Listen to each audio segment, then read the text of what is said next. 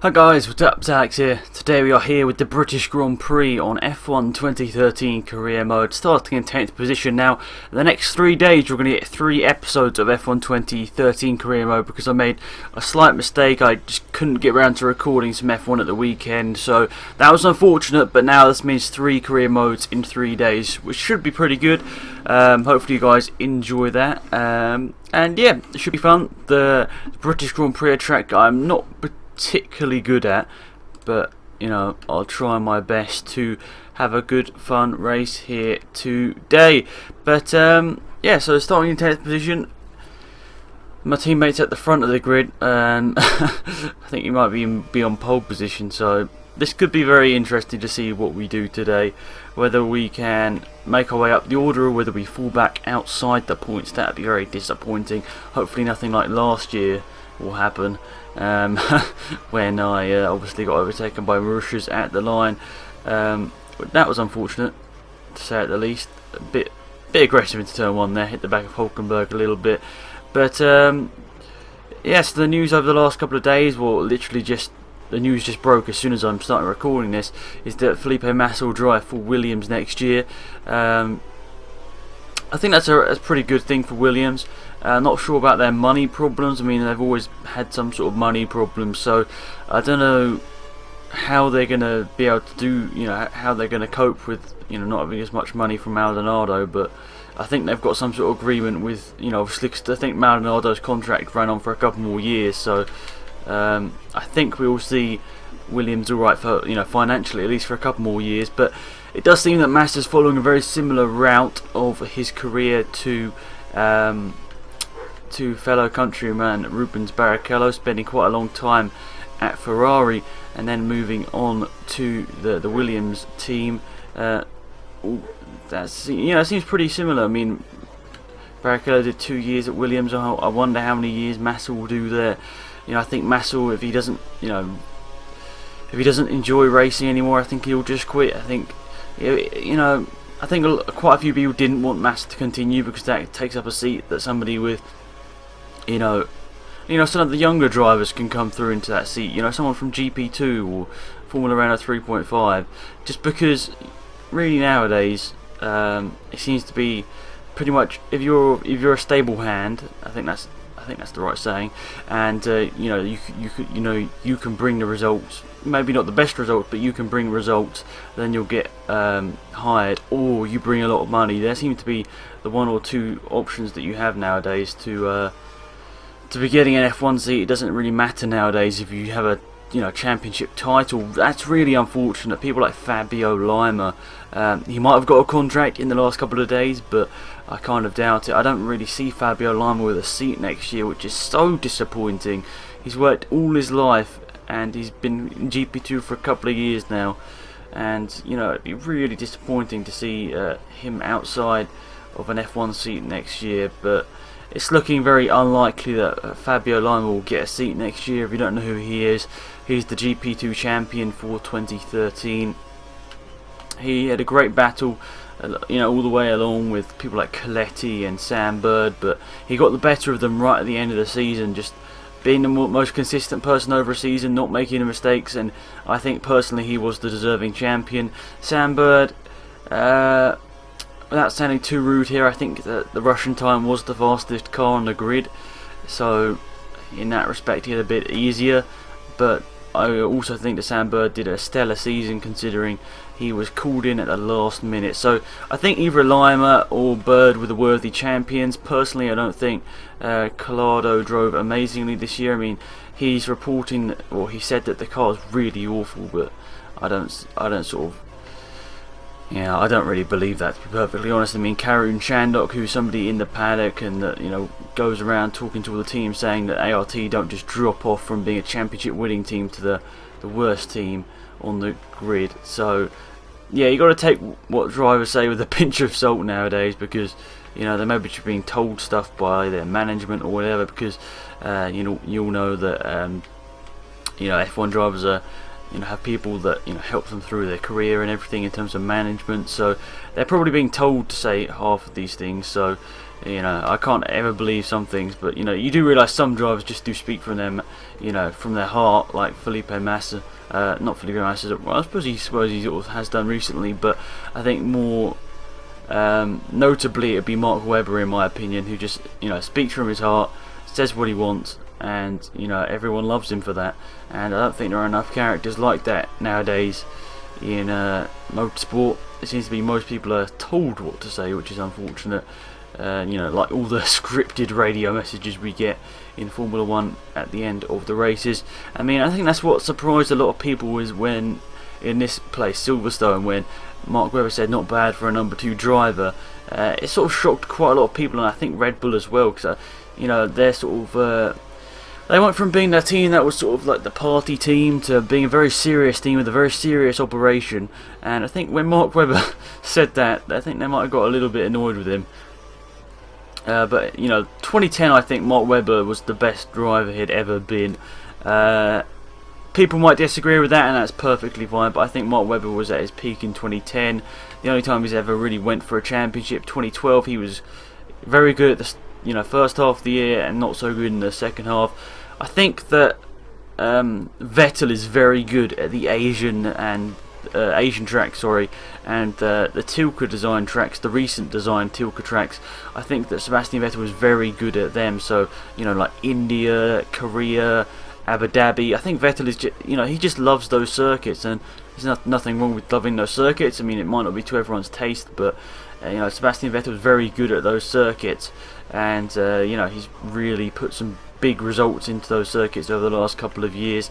And I think India, he's won every Grand Prix round there, and I think there was a deal over the last couple of days, actually, just to update you guys, that India, I don't know, I just saw a brief article about it, I didn't really read into it too much, but that India is secure on the calendar for 2015, and then I think for like 4 or 5 years or after that, so that's good. I mean, I think India's actually a pretty good track.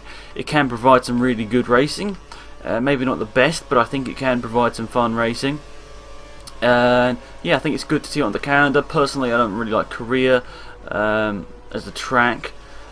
Really, it's just a track that just doesn't do anything for me. It just doesn't seem to ever provide good racing, which is unfortunate because it's a great country, and you know, lots of culture there. And is it? I think yes, South Korea, I think. Hopefully I don't get it wrong, because I know there's a war going on one of them. But you know, the country that the Grand Prix is held in is really cool.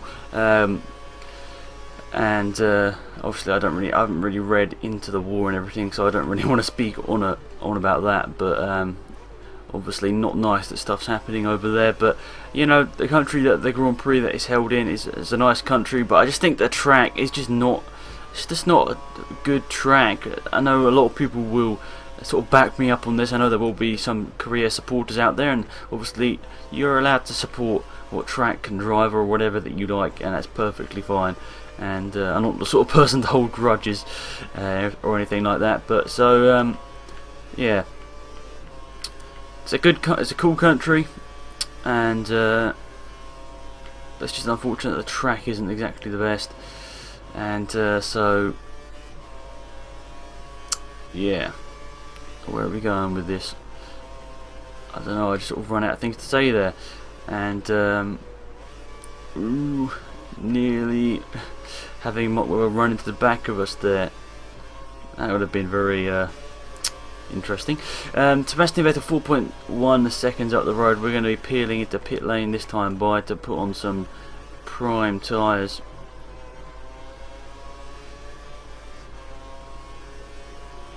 And look at that, you can just get so much time. Look, I can look there, 1 point. I can gain like, look, I just did the fastest lap of the race. I don't know. It just seems really weird that you know, the game allows you to do that. I don't know why. I don't know what I'm trying to say here, but it's a bit weird that I've got to concentrate here that I don't drive with the white line. That it's a bit weird that the what am I trying to say? The pit limit isn't a bit lower, so you don't actually gain time through there. I did a pretty good stop there, actually, coming out in front of both the Force Indias, and now we just got to charge on as fast as possible, and I reckon we could be closing in on Vettel. Actually quite a nice stop, slick stop by the Mercedes guys. And I think the main reason I turned off the pit assist was, I think I was doing a league race, and I think it's just because in Australia it makes you go really slow coming out of the pits. So I was like, yep, I'm going to be turning I'm going to be turning that pit sort of assist off. I've always ran it on, to be perfectly honest, but I decided, no, I'm not going to run it on now. I'm going to run with it off, and hopefully that can save some time for me. So Bottas obviously going to be partnering Massa at Williams next year. That's going to be quite an interesting lineup. It does beg the question, where's Maldonado going? As I said, I'm recording this on the 11th, and I'm literally doing it like 10 minutes after, well, started it 10 minutes after the announcement was made. So if there has been any changes, I am very sorry about that. But I'm probably going to be recording the other 2 career modes very shortly as well. So yeah, if any news is different, I am sorry about that. And yeah, who's that? I think that might be Sebastian Vettel right there.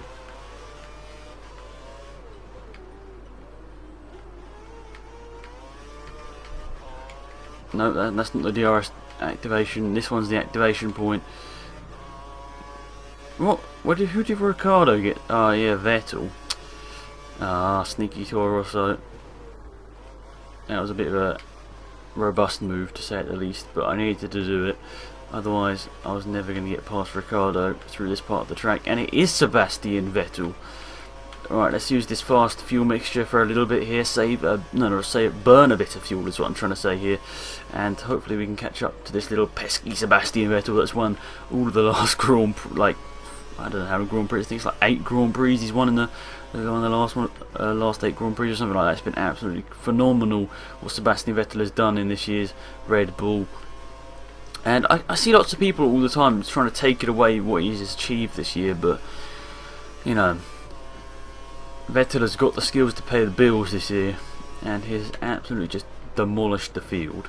I think it's like 130, you know, without looking, I think it's like 130 points ahead of everyone else, which is absolutely crazy.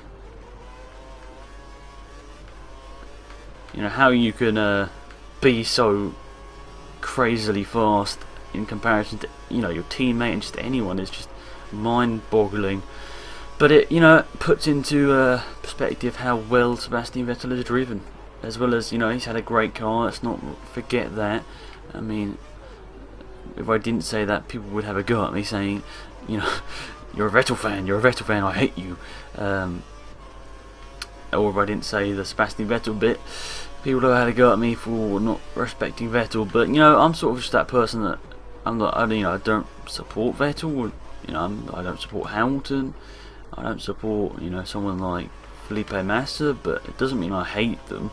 Obviously, I like other, you know, I like certain drivers instead of others. I mean, I much prefer, for example, Felipe Massa to.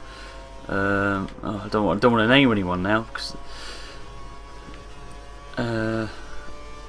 without trying to sound too rude, but I like Felipe Massa over someone like Michael Schumacher. I wasn't really a fan of Schumacher, but you know. Once again, I have to say, you've got to respect what Schumacher did for Formula 1. I saw an interview, actually I think it was on BBC Radio 5 Live. I was just looking around their internet, doesn't make any sense, looking around their website, and I found an interview, I think it was James Allen and Gary Anderson talking about Formula 1 and stuff, and they said that Michael Schumacher just brought the fitness level of all the drivers up to a brand new level. And you know, Schumacher might not be on the top of most people's list in terms of favourite driver, but I do know many people that love Michael Schumacher, and obviously you've got to respect that everyone supports other people, and you know, you've got to respect that there are quite a lot of Vettel fans out there. I mean, it's interesting for me, at least, that, you know, I'm sort of moving on straight away, but it is interesting that people don't like the Vettel dominance, but they didn't mind the Schumacher dominance. Now, I've got to say, I think a big part of that is the car they're in. And I don't think many people like the fact that Vettel is dominating in a car sponsored by a by an energy drinks company, and I think that people did like the fact that Schumacher was winning championship and races in a red car that was named Ferrari, which had history. Now, I think that's a big thing that people people sort of harpoon about. I hope that's the right word. Is the fact that it's not a big name sort of racing car team. Hopefully I said that came out right, what I meant to say there, but it's not like a big racing car team. If you look over history, it wouldn't be one of the names that you'd pick out. You'd pick out Ferrari, McLaren, Brabham, Lotus, things like that, cars like that I should say. You probably wouldn't pick out Red Bull unless you were sort of a very new fan to Formula 1 and you were looking into sort of the modern day Formula 1 era. You probably wouldn't pick out Red Bull as a great team if you looked over, for say, since the 50s when it started. You'd maybe list people like Van Wall in there as well, which was obviously one of the earlier car companies to take the Formula 1 challenge on board. I think there was a Van Wall in Project Gotham. Now I think that's the main reason I know that car. I think I'm correct in terms of that. Maybe I'm not, I don't know.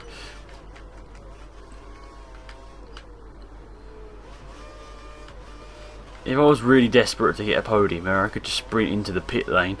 I know how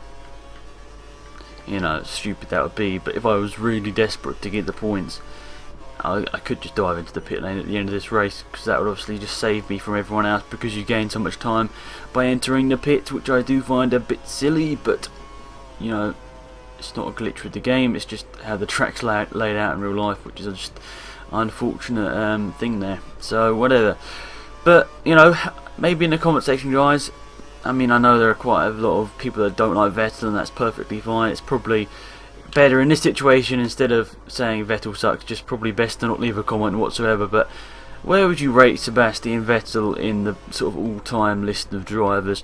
I think he is creeping up there into maybe, I think he would be up there in the top 15 and top 10.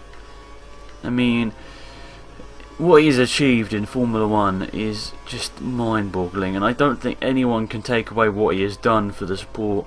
He may have done it in the best car, 2 years I think, 2011 and 2013, he had arguably a car that was quite a lot faster than the rest of the field. But then in 2012 and 2010, for 2010 I don't think the Red Bull was dominant in like it was in 2011, but I don't think it was slow. I think it was sort of about there. It was about there in terms of well, I want to try to say about there. That makes it sound bad, but I think it was good enough to go for the World Championship. I think it was the best car, but not by a huge amount. And in 2012, I don't think it was the best car.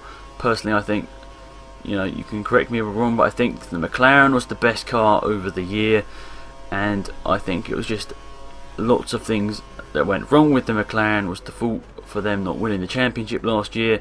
I think Lewis Hamilton or Jenson Button could have easily gone for a second championship for both of them if the car was reliable, but it wasn't, which is a big thing about McLaren. I think ever since, well, actually, over the last 10-15 years, McLaren hasn't really been that reliable. Let's be honest with ourselves here.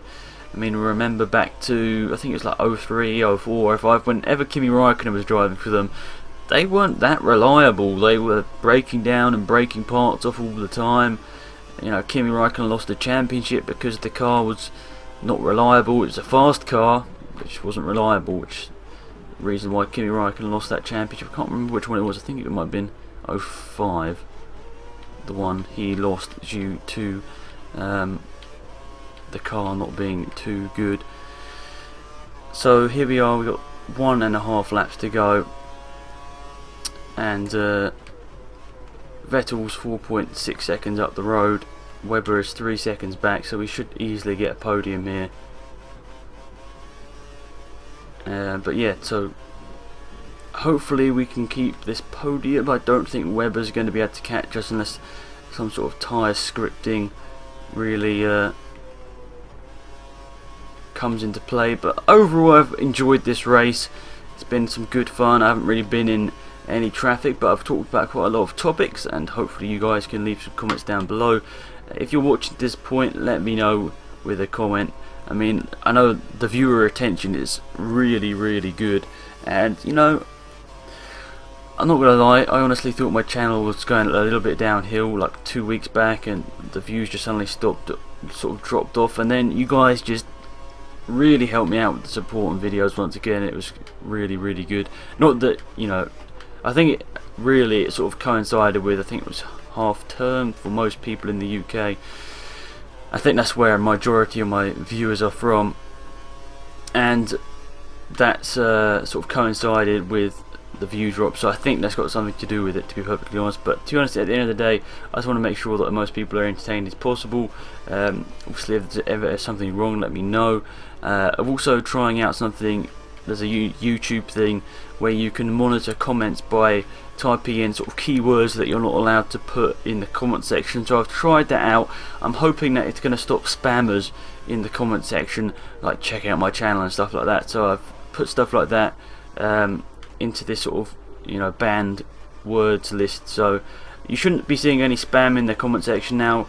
If you do, remember to just flag it as spam or whatever, because you know, it's never nice to have spam on YouTube, and you know, nor any other site, to be perfectly honest. But that's just a test. We'll see how that works out. But overall, thanks for watching this episode here. We've got about half a lap to go here in Silverstone, and we should be wrapping up a nice third position finish, which would be very good for the Mercedes team, with Lewis Hamilton taking the win. He seems to be pretty much dominating most this year, even though he hasn't really done too well in some races. He's been dominating in the ones which he's got to the finish in. And I think, well, I can't even remember what happened in the last race, but he didn't do too well there.